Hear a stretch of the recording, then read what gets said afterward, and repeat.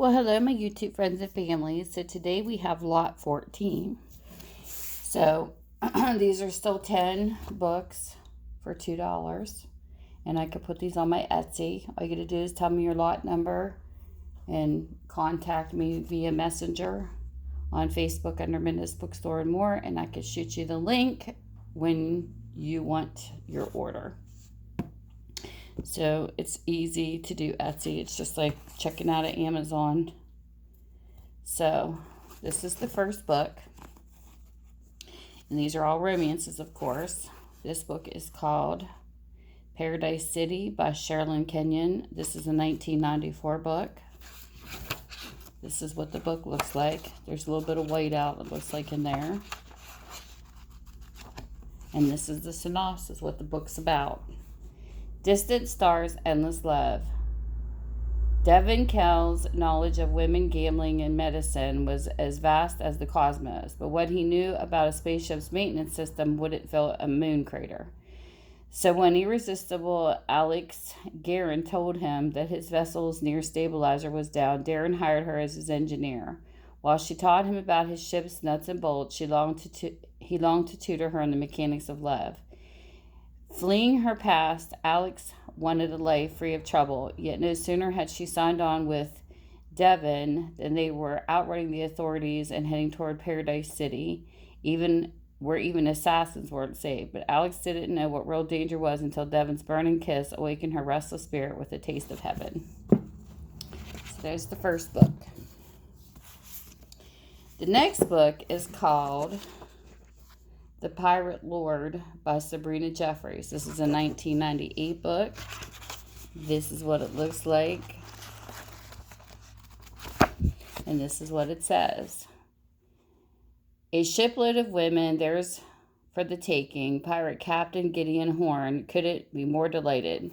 His men were tired of wandering the high seas and wanted to settle down with wives on the uncharted island paradise they discovered, and the women were bound to be grateful to be rescued from the life of drudgery awaiting them in New South Wales. A splendid passion. Married to pirates, Sarah Willis wouldn't be more appalled. First, she demands proper courting, at least a month. The darkly handsome pirate lord gives them 2 weeks. Then Sarah insists the men vacate their huts for the women. Gideon requires her kisses in return. As the demand heats up, so do their passions, and soon Sarah can't remember just why she was fighting the devilishly seductive captain so hard. So there's the second book. Next book we have is called Wild Sweet Witch.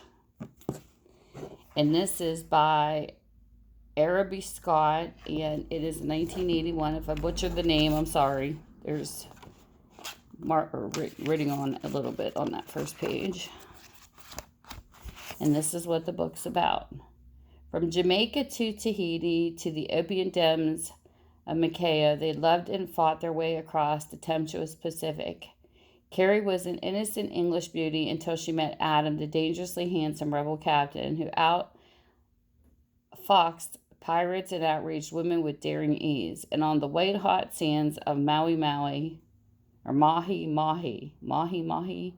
the lady and the outlaw unleashed a frenzy of emotion that drove them halfway around the world in a fury of kidnappings, quarrels, hot-tempered escapades, breathtaking rescues, until the final passionate and terrifying climax in the deep and perilous waters of Hawaii. It's not Maui, it's Mahi, M-A-H-I. Maui has a U, so there it is. And the next book we have, this one here is called Brazen Embrace by Keller Graves. These are thicker books too, these ones. And the copyright for this is 1987. This is what the book looks like. It had a little spot of white out or something on it. And then this is what it says. Outback beauty. When rugged Hudson Adam first gazed at the sleek, ebon-haired Julie, he knew just who his first Australian conquest would be. Her supple flesh would feel just right beneath him. Her sultry voice would cry out for his touch. The wealthy Californian had been with enough women in the world to recognize them as all grasping and greedy, and he distracted the wench as much as he desired her. She'd never get a cent out of his hand, cold cash, and he'd never hesitate to share his most wanton loving in a fling of erotic nights. Arrogant Yank, Julie never liked her pa's idea to swindle an American stranger for the money their farm desperately needed. Then she saw the sensual gleam in Hudson's eye and realized in a flash her father hoped to barter her for his property.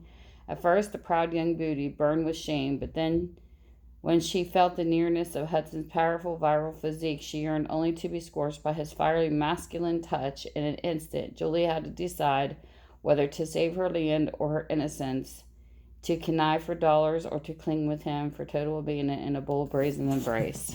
That sounds steamy.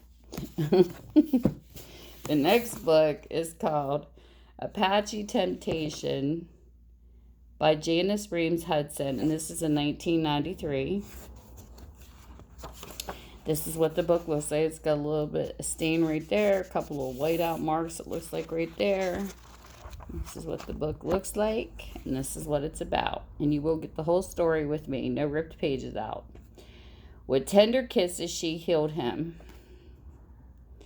19-year-old Sabrina had loved Matt Colton all her life, but it was 2 years since the grief-stricken widower had ridden out to avenge his wife's killing and never returned. Now with an Apache revolt brewing, Matt was needed at home.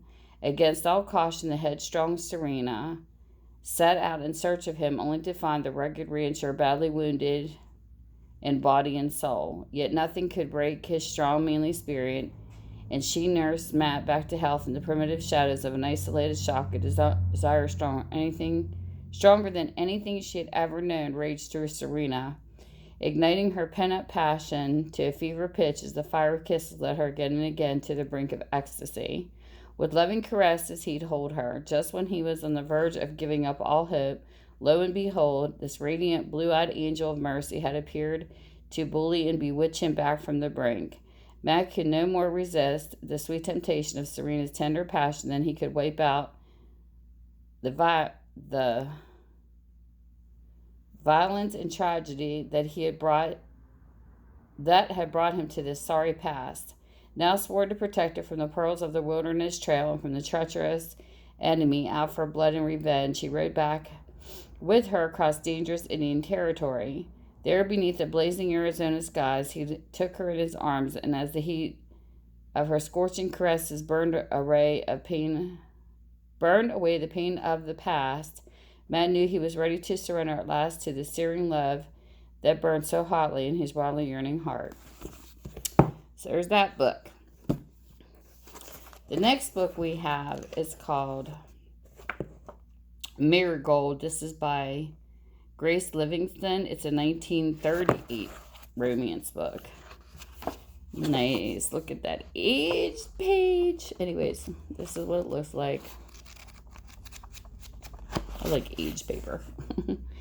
Marigold is the story of Marigold Brooke, a young girl of extraordinary beauty who is offered glamour and wealth by charming, sought-after young Erich. It tells of her temptation, a terrifying dream that haunted her, and of the strong, kind man who understood. Grace Livingston Hill, author of more than 50 books, who read and cherished by millions. Grace Livingston Hill is noted for bringing inspiring faith, nobility of spirit, and ringing a sense of life's beauty to her great novels of romance. Sweet. The next book is called A Glorious Passion by Stephanie Blake. And the copyright is 1983 on this one. This is what the book looks like. It's got some writing in it. It looks like a hole punched in it. But the story's there. So there's the story. And this is what it's about. From the moment Maria Callahan arrives at her father's frontier army base, every young cavalry officer is enthralled by her. When her father is killed in battle, Maria's life tastes life's bitterness for the first time, and even after her marriage to Lieutenant Bradford Taylor, continues to flirt with scandal and danger.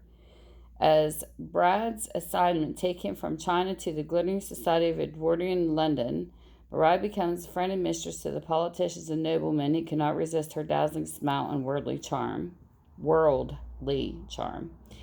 Not even a near tragic confrontation with her daughter over the man they both desire prevents Mariah from fighting her private war for independence and equality. Never looking back, Mariah boldly seeks those moments of passion that most women only dream about. So there is that book. And then next we have, this is called Enthralled by Georgia Taylor. This is a 1996 book. This is what it looks like. Some more white out for some reason. And then there's the story. What's that? Okay. The harem woman and the Viking prince. Raised in the Egyptian harem, betrothed when she was only 10 years old, Aisha has grown up veiled, pampered, adorned with jewels, and schooled in the arts of desire. Yet her life dramatically changes when the fearsome Vikings sail their dragon ships to Karis Harbor, and when the barbarian prince Dan C. Kingson strides into her life. Taken captive, Aisha is soon protected by a monk. It encourages her to make her way through the dangerous and heathen northern lands. Dan, in the meantime, is driven to find her. His quest will change his destiny. His passion will change her life. When they initially come together, nothing will separate them, not the treachery of the times or the violence of the land. As Dan takes Aisha out into the world where a woman can blossom with love. And there's that book. And the next book we have is called Love Story. Well, no, they wrote it. I'm sorry. It says, touches their feelings even more intensely than Love Story. Love Story was another book. This is Man, Woman, and Child by Erich Segal. And the copyright is 1980. And this is what the book looks like. Love Story was actually a good story, too. This is... Here, it says, the author of Love Story has now written an even more memorable bestseller, Man, Woman, and Child. Here is the story of a great love between a man and a woman, the story of a father and son he never knew he had, and a marriage that was almost perfect. Funny and touching, honest and deeply moving, here is a very special novel with an ending you will never forget. And then last we have the book called Queen by Sharon, Sala. This is a 1994 book. I like that lettering. It's even rised up. It feels really nice. It's dimensional.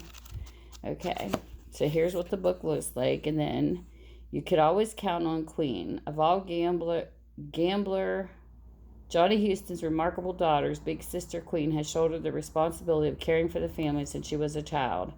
Now that they're all grown up, the flame-haired beauty finds herself free to pursue her own dreams far away from the Tennessee hills. She enters a new world of surprises, one of which is Cody Bonner.